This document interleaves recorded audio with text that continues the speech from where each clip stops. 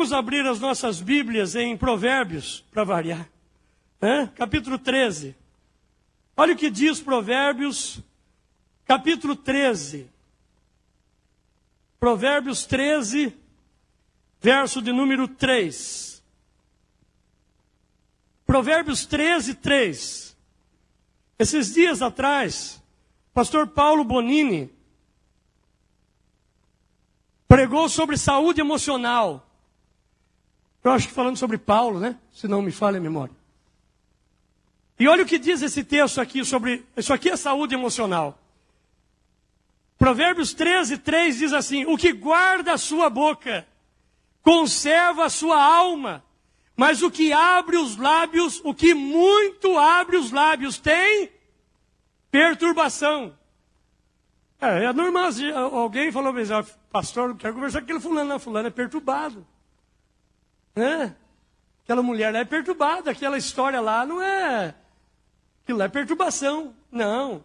Você tem que ouvir as pessoas, mas tem que ver que quando as pessoas não guardam a sua boca, elas não conservam a sua alma, e aí elas têm perturbação.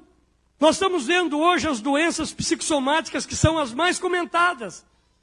São as doenças que surgem da alma, das emoções, dos sentimentos. Gente com dor no estômago não passa, o remédio não tira. Porque há o tempo todo um sentimento de ira, de revolta, de desejo de se vingar, um desejo de amargura, a amargura da alma, que é a podridão dos ossos. Eu preguei aqui um dia desses. E Jesus, falando sobre isso, ele diz: o homem bom, do bom tesouro do seu coração, tira as coisas boas. O homem mau, do mau tesouro do seu coração, tira coisas más. Em outra palavra, Jesus estava dizendo assim: a boca fala do que o coração está cheio. Um jovem, ele pediu a Sócrates. Sócrates foi um filósofo grego, que muito sábio, muito procurado pela sua sabedoria e pela sua bonita oratória. E esse jovem, ele queria saber de Sócrates, porque ele queria ter uma oratória bonita, aula de oratória. E Sócrates disse assim: eu vou te ensinar, mas para você eu vou cobrar o dobro. E ele disse: mas o que é isso, professor? Por que o dobro? Ele falou: porque você fala demais. Então eu vou ter 2 trabalhos. Um deles é dominar a sua língua, e para dominar a língua de uma pessoa dá muito trabalho. E Sócrates estava falando algo que Tiago falou depois, e depois nós vamos ler esse texto. Então eu vou cobrar o dobro. Primeiro, eu não vou te ensinar a falar, primeiro eu vou te ensinar a ficar quieto. Antes de te ensinar a oratória, eu vou te ensinar a não falar, a controlar a língua, porque eu te conheço e você fala demais. Irmãos, diga assim: o sábio pensa mais e fala menos. Diga assim, põe a mão na cabeça, diga assim: em 2012, eu vou pensar mais, vou falar menos, vou ser mais sábio.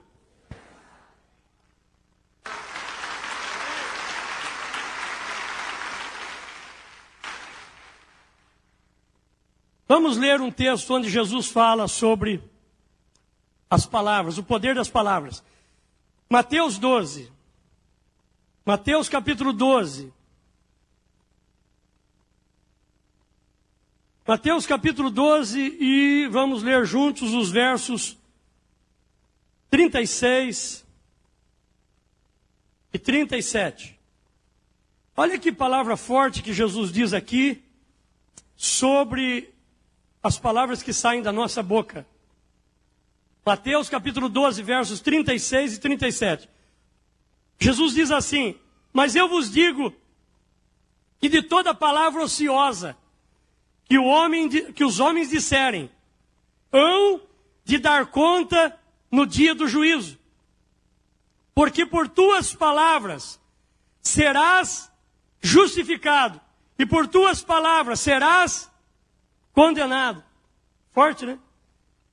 Jesus está dizendo que no dia do juízo nossas palavras vão mostrar tudo aquilo que nós achávamos que podíamos falar à vontade, prejudicar alguém, falar do caráter de uma pessoa, E tudo isso está gravado em juízo. O policial, quando ele prende um bandido, quando ele prende uma pessoa, ele diz assim para o bandido: você tem o direito de ficar calado, porque tudo que você disser será usado contra você no tribunal. Isso acontece nos filmes. Você assiste os filmes, você vê isso. Você vê o policial dizendo isso. Por quê? Porque tem hora que é melhor ficar calado.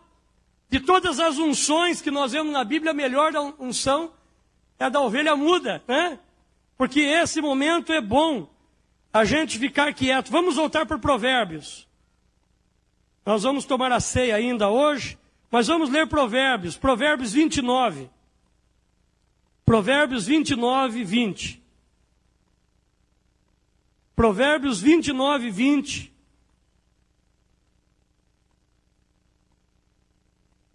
E daqui a alguns minutos vamos tomar a ceia, mas eu quero que você saia daqui hoje, marcando aí na sua agenda, marcando aí no seu projeto de vida, que a palavra tem poder e que se eu souber colocar bem as palavras durante esse ano, eu vou ter mais sucesso.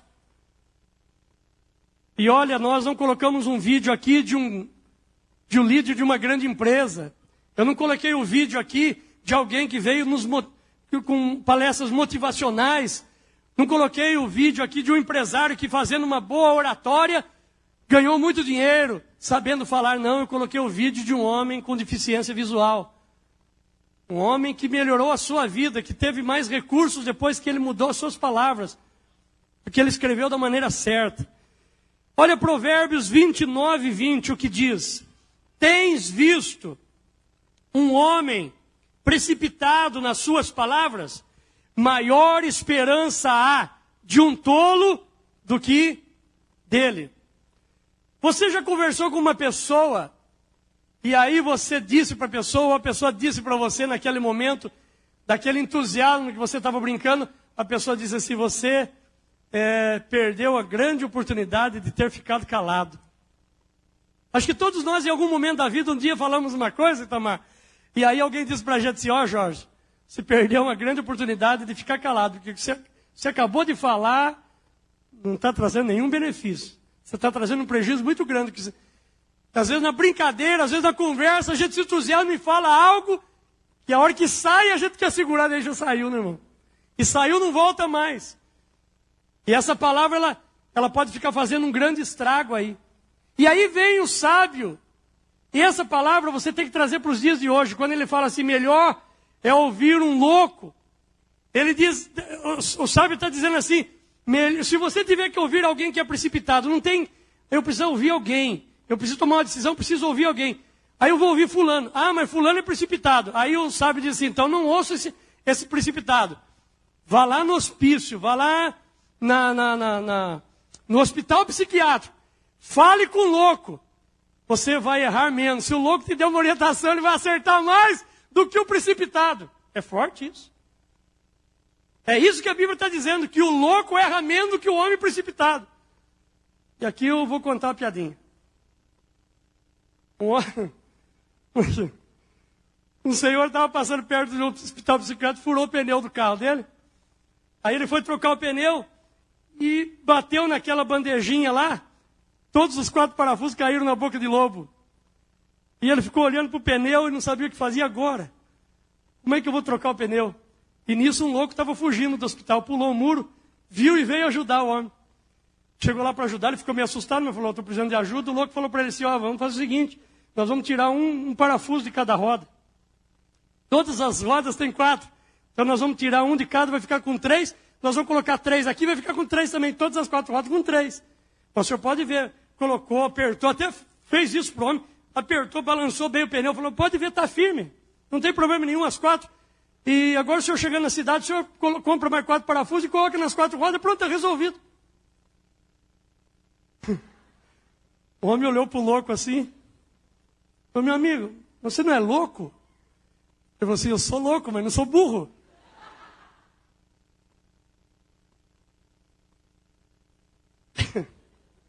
Se tiver que ouvir um homem precipitado, escute um louco. Você vai errar menos.